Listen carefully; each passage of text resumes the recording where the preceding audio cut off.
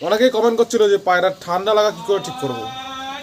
পায়রা ঠান্ডা লাগার কারণে গা ফুলিয়ে বসে থাকা, বা নাক দিয়ে জল বেরানো, বা চোখ দিয়ে জল বেরানো, ঝিমিয়ে বসে থাকা, সবুজ পায়খানা, জল পায়খানা, ঠান্ডার যত লক্ষণ আছে, মানে পায়রা যদি ঠান্ডা লাগে তাহলে তার কী ট্রিটমেন্ট আছে লক্ষণগুলো পর্যন্ত শুনে নিন।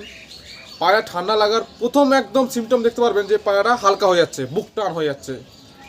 সিক্রেট সিস্টেম এটা, দেখবেন হঠাৎ করে হালকা হয়ে গেল পায়রাটা, বুক টান হয়ে গেল, এটা ঠান্ডার কিন্তু একটা বিশেষ লক্ষণ। তারপর দেখবেন পায়রা হঠাৎ করে জল জল পায়খানা করছে। জল জল পায়খানা করলেই সেটা ঠান্ডার লক্ষণে দাঁড়ায় আগে, জল জল টাইপের পায়খানা। তারপর দেখবেন একদম গা ফুলিয়ে বসে থাকবে, গা ফুলিয়ে বসে থাকবে। তারপর দেখবেন নাকের সাইডে জল থাকে, আর চোখের সাইডে দেখবেন জল থাকে। এগুলো হচ্ছে ঠান্ডার লক্ষণ। তো এরকম সমস্যা থাকলে কী করে ঠিক করা যেতে পারে সেটা আজকে বলে দিচ্ছি, শুনে নিন। অনেক ট্রিটমেন্ট আছে, তার মধ্যে সব থেকে কম খরচে শর্টকাটে ঠিক করা যেতে পারে কোন ওষুধের দ্বারা সেটা আজকে বলে দেবো। আর প্রথমে বলবো হচ্ছে আমরা পায়রার চোখে ঠান্ডা, তারপরে বলবো পায়রার ভিতরে ঠান্ডা, তারপরে যে কোনো ঠান্ডা। তো দেখতে থাকুন পুরো ভিডিও, আশা করি সবার খুব কাজে লাগবে। সবার প্রথমে বলে দিচ্ছি, যে কোনো পায়রা ঠান্ডা লাগুক, যে কোনো রোগ লাগুক, ট্রিটমেন্ট দুটো জিনিস সবসময় লাগেই লাগে, দুটো জিনিস মাস্ট, যেই কোনো রোগ লাগুক না কেন। সেটা হচ্ছে সকালবেলা খালি পেটে হচ্ছে প্রোবায়োটিক দিতে হয়। ডেরোল্যাক বলুন, বিফিল্যাক বলুন, প্রোবায়োটিক পাউডার বলবেন, দিয়ে দেবে। 15 টাকা 20 টাকা এরকম দাম হতে পারে। ওইটা খালি পেটে খাওয়াতে হয়। ওটার কাজ হচ্ছে ওইটা খাওয়ালে পরে পেটের যা খাবে সেটাকে ঠিকঠাক হজম করাবে এবং তার থেকে শক্তিটা পাওয়ারটা জেনারেট করবে। তো সেইটা হচ্ছে দরকারি একদম প্রোবায়োটিক। এবং ইলেকট্রল বা ওআরএস টাইপ, এই ইলেকট্রল খাওয়াতেই হবে দিনে 2বার বা 3বার খাওয়াতে পারেন। এটা মাস্ট লাগবে, যে কোনো রোগ হোক না কেন। সকাল থেকে হচ্ছে ট্রিটমেন্ট শুরু করতে হয় যে কোনো পায়রা যদি রোগ লাগে। এবার দেখুন, সবার হাতে তো অত সময় থাকে না, শর্টকাটে জাস্ট একবেলা মারবো ওষুধ, তাতেই ঠিক হয়ে যাবে। সব থেকে পপুলার যে ওষুধ আছে বর্তমানে ঠান্ডার মধ্যে, অনেক ওষুধ আছে, সব থেকে পপুলার এবং কম দামে ওষুধ হচ্ছে, আপনারা ভালো করে জানেন, ডক্স এসএল। ঠান্ডার জন্য এটার best of the best medicine Dox SL.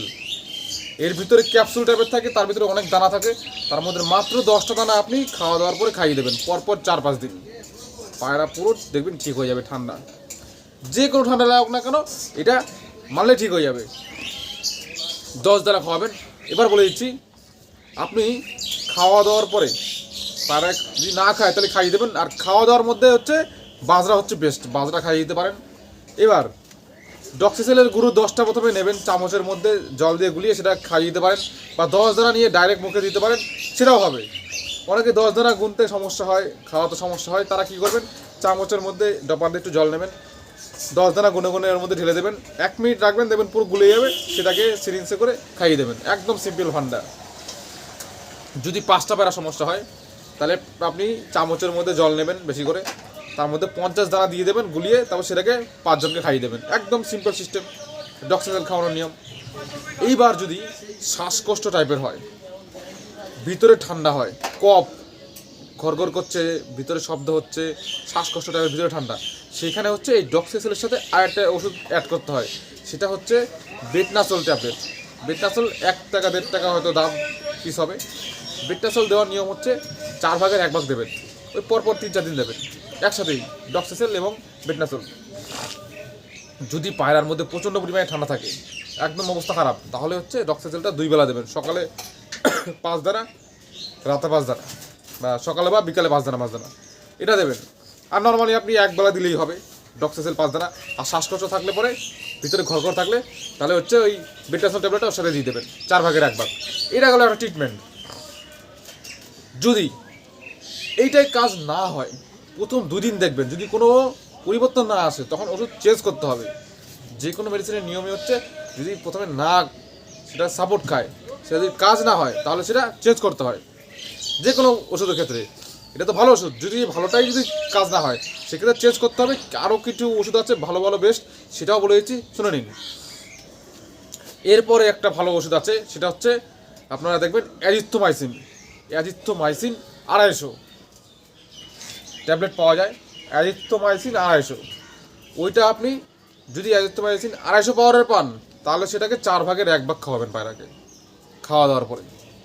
Same system, azithromycin 250, তাহলে 4/1 খাওয়াবেন। আর যদি অ্যাজিথ্রোমাইসিন 500 পান তাহলে 8/1 ওটা খাওয়া দাওয়ার পরে খাইয়ে দেবেন, জল দিয়ে গুলিয়ে হোক যেভাবে হোক।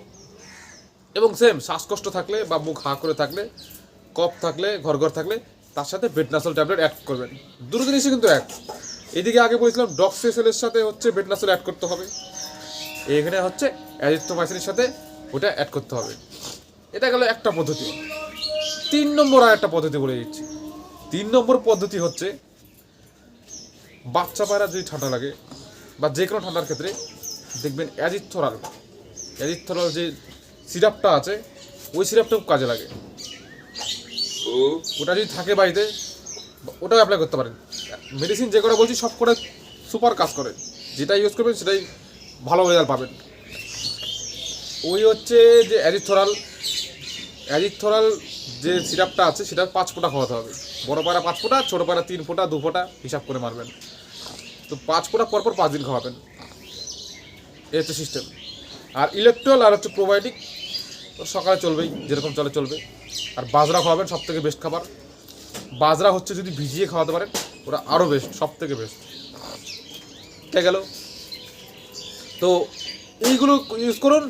আর হচ্ছে পায়রা যেখানে রাখবেন চারিদিকে একদম সিল করে দেবেন, কোনো হাওয়া যেন না ঢোকে। আর একদম শুকনো রাখবেন, খাঁচার উপরে রেখে, যেটা লোকে ভুল করে, খাঁচার উপর রাখবেনই না, শুকনো জায়গায় রাখবেন, চট বিছিয়ে রাখবেন। হ্যাঁ, আর চারিদিকে একদম মানে হাওয়া যেন না ঢোকে, এটা করবেন। আর পায়রাকে রোদ্দে তো দেবেনই দেবেন, রোদ্দে ফাটিয়ে দিন একদম। 1 ঘন্টা করে রোদ্দে দেবেন বা আধা ঘন্টা পর রোদ্দে দেবেন, এটা করুন। বা রোদ্দে ফেলে রাখুন, কোনো সমস্যা নেই। ইলেকট্রল দিলেই হবে। রোদ খাওয়ালে পরে অনেকটা সাপোর্ট খেয়ে যাবে, ঠিক আছে। আর রোগওয়ালা পায়রা অনেকে ছেড়ে রাখে, ওরকম ছাড়বেন না, ওকে আটকেই রেখে দেবেন এক জায়গায়, বিশ্রাম নেবেন একটু ঘরের মধ্যে। অনেকে ভাবে যে রোগওয়ালা পায়রা ছেড়ে দেবো, ঘুরে ঘুরে মন ভালো থাকবে, ওতে আরও অন্য পায়রাকে রোগ ছড়াবে কিন্তু। আর অবশ্যই আলাদা করতে হবে। যাই হোক, এই ছিল আজকে ট্রিটমেন্ট। নেক্সট ভিডিওতে আবার দেখা হবে। এই ভিডিওটা এই পর্যন্তই।